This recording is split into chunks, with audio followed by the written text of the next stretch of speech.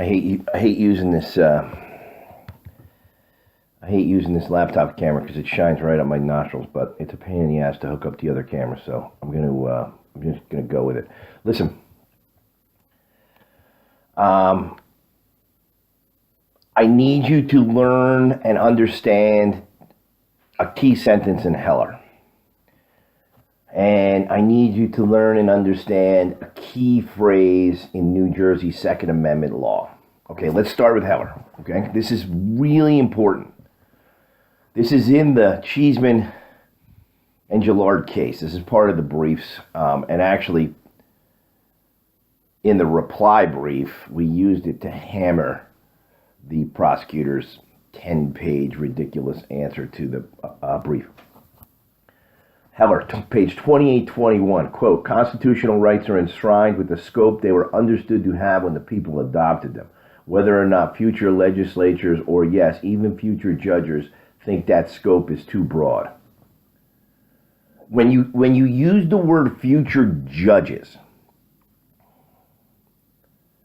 it is true that the Heller court was talking about the judicial branch, okay?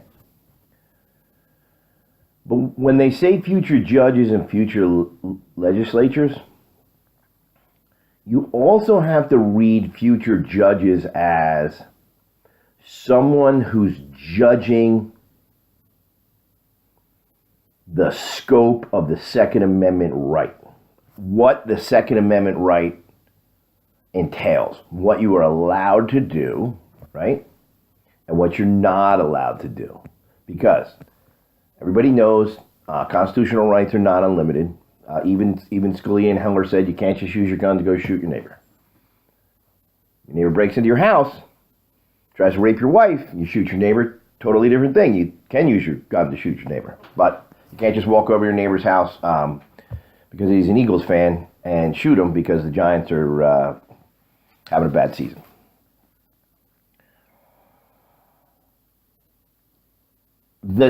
Now remember, constitutional our rights are enshrined, let's say, at the time of the Bill of Rights, not what the government thinks that those rights are in 2018.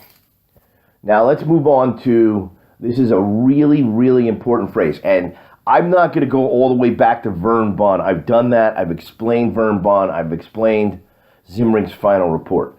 I'm just going to leave this with 1971 Sicardi. I'm going to quote here.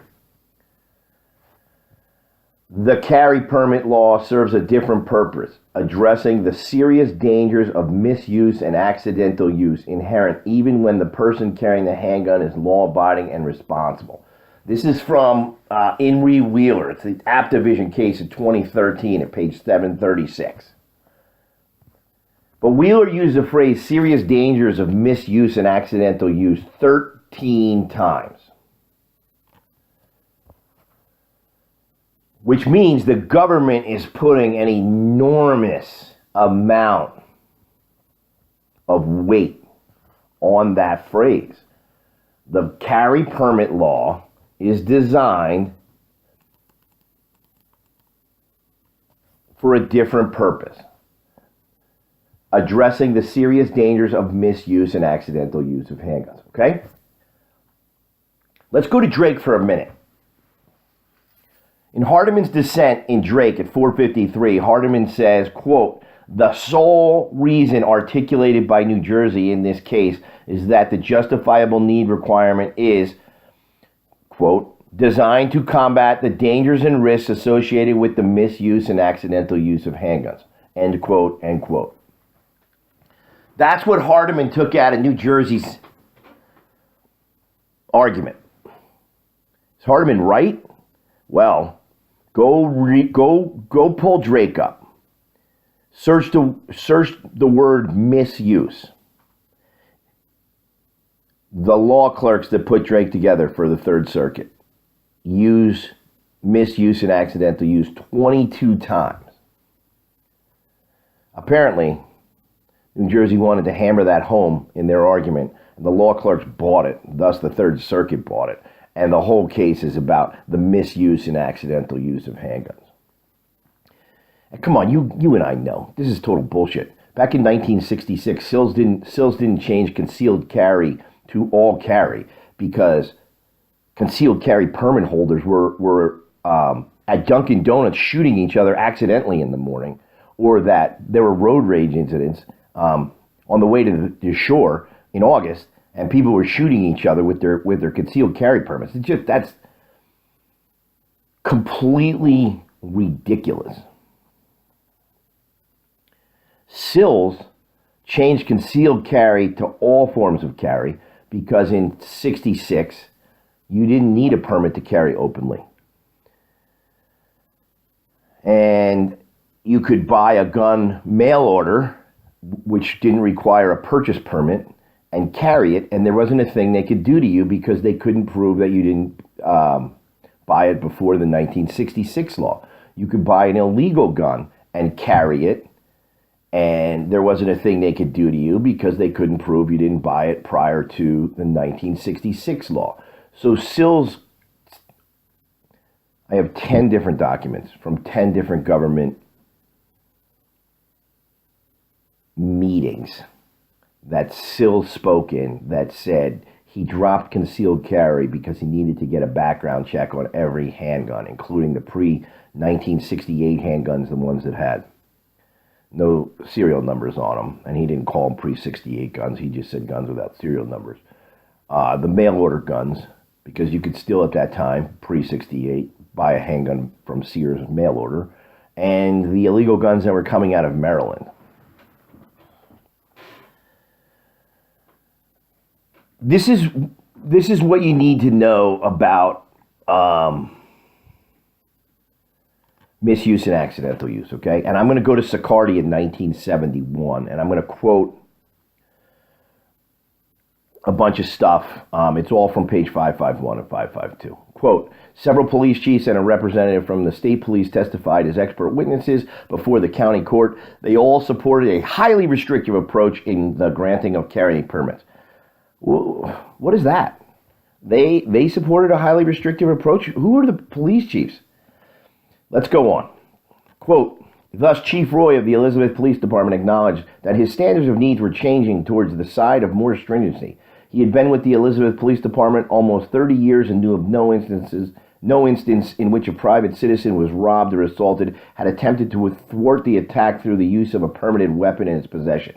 He expressed the view that carrying a permitted weapon is a practically negligible deterrent in crime. He noted that what happens is that the criminal selects his particular time when the victim is unaware of the attack. It is a sudden, very swift type of attack where the individual is caught off guard and has no opportunity to get his weapon to use it. And this is the reason why the individual, even if he had a weapon, could be just as much a victim of robbery as an individual who did not have a weapon. That's a bizarre testimony, right? Sicardi's lawyers are terrible.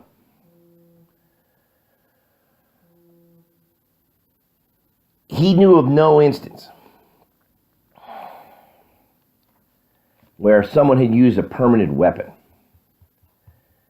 And yet he testified his standards of needs were changing to the side of more stringency, which is he's not handing out permits. Let me explain this a little better. Let's move on. Quote, Chief Mass of the Shrewsbury Police Department has been a police officer for 18 years. He is also president of New Jersey State Chiefs Association. He knew of no instance in his experience where a private person attacked in the street successfully defended himself through the use of a permitted gun. He considered that carrying a gun has no deterrent effect and noted that crime is usually over and done with before the person carrying the permitted weapon can effectively react. He would not approve an application for a carrying permit unless there was a showing of crucial need, such as, e.g., substantiated threats indicating imminent danger to the applicant's life or personal security. Well, if Chief Mass would not approve permits, how would Chief Mass know of an instance in his experience where a private person used a gun successfully to defend himself? No one had a permit. Again, this is why Sicardi's lawyer is awful, and this is why we have to overturn it. This is the biggest test case on the planet, right? Go look at 2C58-4. Where does it say when you go to court the government's going to bring police chiefs from 7 or 8 different towns and a representative from the state police. I had stuff thrown out way worse than that. I turned in my shooting scores as required from a certified NRA instructor. I also turned in shooting scores from a police department law enforcement instructor, and my police chief called that police chief, and they took out my law enforcement instructor letter saying that I passed the course completely out of my application. Never saw it again. They also threw away my NRA certification and told me, no. We know the law says you have to have an NRA certification or a certification from a law enforcement firearms trainer, but not in Monmouth County. In Monmouth County, you got to go shoot at the Monmouth County Police Academy and qualify there. So I had to pack up my shit, walk into a completely hostile environment, and then shoot the day course 3 times with each handgun I intended to carry, which I put on the list like 30 handguns. I did narrow it down. I took a Glock 23, and I took an H&K Expert 45, the Navy SEAL SOCOM gun without the threaded barrel. I shot 100. It didn't matter.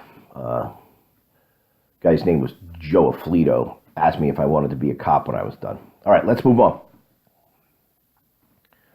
Quote, Chief Haney of the Cranford Police Department knew of no incidents in Cranford where a permitted gun was used to thwart a holdup or protect a permittee. He considered that the private possession of a concealed weapon did not serve at all as a deterrent to crime. He confined his approvals largely to security operators. He had approved only 1 permit application in the past 3 years. Wow! You approved 1 permit in 3 years, but you didn't know of an instance in Cranford where a permitted person used a gun to defend himself. How could you? All of Cranford, 1 permit. How could you know whether a permitted person defended himself? Ridiculous. Let's move down. Quote, Chief Moran of the Westfield Police Department approved a single application by a head of a private detective agency. Other applications were not pursued when he advised that his department would provide escort service to company employees carrying substantial payrolls. He testified that he concurred with the testimony given by the other chiefs with respect to the appropriateness of highly restrictive approach to the granting of carrying permits. So the police department's saying that if you're carrying large amounts of cash, that they're going to give you an escort service. So, like, I don't know, maybe the company payroll of $75,000 is a little bit different than I just cash my paycheck. But if I just cash my paycheck and I'm going to the Giants game, how come I don't get a police escort? That's ridiculous. It's the dumbest thing I've ever heard. That was what the Plainfield chief said about Sicardi. Oh, he doesn't need a gun because we'll give him an escort to the bank. So stupid. Let's move on. Quote, Sergeant Klaus heads the investigation unit of the state police, which processes permit applications for districts having no police chiefs. He detailed the action taken by his department in connection with the permit applications and pointed to the many denials where escort services were available and where there had been no substantiated threats to life or personal security. He noted that stricter measures concerning the issuance of permits are being applied and that denials are common where there is no showing that they are absolutely necessary under the circumstances. He expressed a view that the words necessary and need go hand in hand regarding an application. And if we feel the need is not there, that's not arbitrary. And if we feel the need is not there, or there are other means for a person to transport monies or other methods to protect property, so to speak, then of course we deny the application. Of course you do. You're the state police. You carry a gun. You think only cops should have guns. He expressed agreement with the testimony of the police chiefs, noting that the concealed weapon does not operate as a deterrent and that attacks happen with so much suddenness that they would have very little chance to use a firearm in the event that they were called upon to do it. He stressed that historically, private people who attempt to thwart robberies through the use of permitted weapons usually wind up with serious or fatal injuries to themselves. Again, this moron just said he doesn't approve any permits, but he doesn't know of anybody who's actually used a permitted weapon positively, and then even though no one has a permit, he says they end up with fatal injuries to themselves. Is that the most pompous testimony you've ever heard? I can carry a gun because I'm with the state police and I know what I'm doing. You can't carry a gun because you might hurt yourself.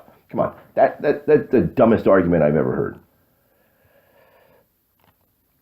Now, let's go to the end of Sicardi. This is the last sentence. If it's not the last sentence, it's second to last sentence.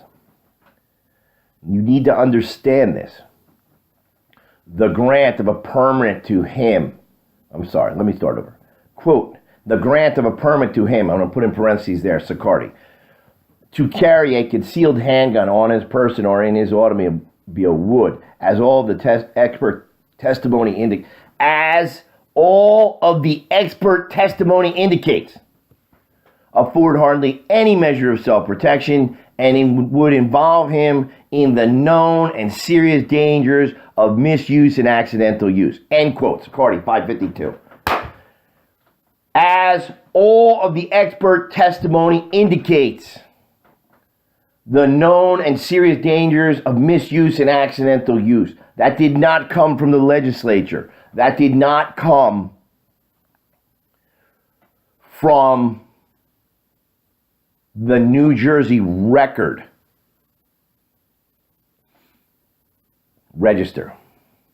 The New Jersey Register. That never went through the New Jersey Code Administrative Procedures Act. That came from police chief testimony in Sicardi. Now, let's roll back, okay? Let's roll back to Heller. Constitutional rights are enshrined with the scope they were understood to have when the people adopted them. Whether or not future legislatures, or yes, even future judges, think that scope is too broad. Now, let's talk about this for a minute. Future judges. That's not the judicial branch. That's future government agents judging the right of the Second Amendment. So let's rephrase Heller 2821 real quick. Constitutional rights are enshrined with the scope they were understood to have when the people adopted them. Whether or not future police chiefs think that scope is too broad. Boom! Throw out the Sicardi police chief testimony. It's gone. It's been destroyed by Heller 2821. It doesn't matter what the police chiefs thought in 1971. As of 2008, and for us, because New Jersey just didn't want to accept the outcome of Heller any more than they want to accept Trump being president, they said Heller doesn't apply to New Jersey because the Second Amendment doesn't apply to the state. So actually, for us, Heller didn't apply until McDonald in 2010. But now that it does, the police chief testimony in Sicardi is garbage. The phrase you need to understand, because this is all the government has on you. The known and serious dangers of misuse and accidental use of handguns. The known and serious dangers of misuse and accidental use of handguns. That, if you apply for a permit, they're going to use this. It has been thrown out by Heller 2821. They are no longer allowed to accept the police chief testimony. That entire phrase is garbage today. Know those two phrases. Heller 2821, constitutional rights are enshrined with the scope they are understood to have when the people adopted them, whether or not future judges think that scope is too broad. The carry permit law serves a different purpose, addressing the serious dangers of misuse and accidental use. Know those two phrases. Super important. I hope this was short enough. Probably ended up at 20 minutes again. I'm trying to get to work. I just thought I'd pop this one out. I hope it helps.